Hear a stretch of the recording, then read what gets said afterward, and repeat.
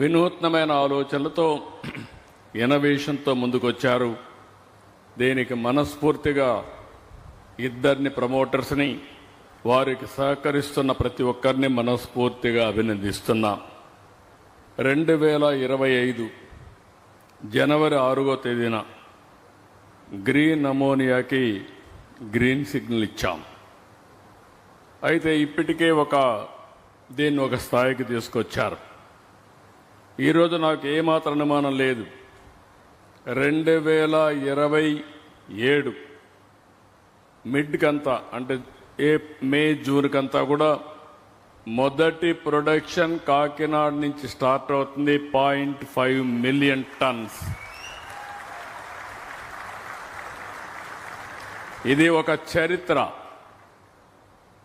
ఒకప్పుడు చరిత్ర రాస్తే ఎవరో చేస్తే మనం చూసేవాళ్ళం, కానీ ఈరోజు చరిత్ర తిరగరాయడంలో తెలుగువాడు ముందున్నాడంటే గర్వపడుతున్నా, సంతోషిస్తున్నా. నిన్నే ప్రధానమంత్రి నరేంద్ర మోడీ గారు, జర్మన్ ఛాన్సలర్ గారు ఎంఓయు చేశారు.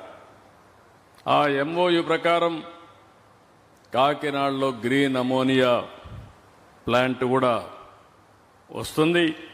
మనం ఇక్కడి నుంచి సప్లై చేస్తున్నాం.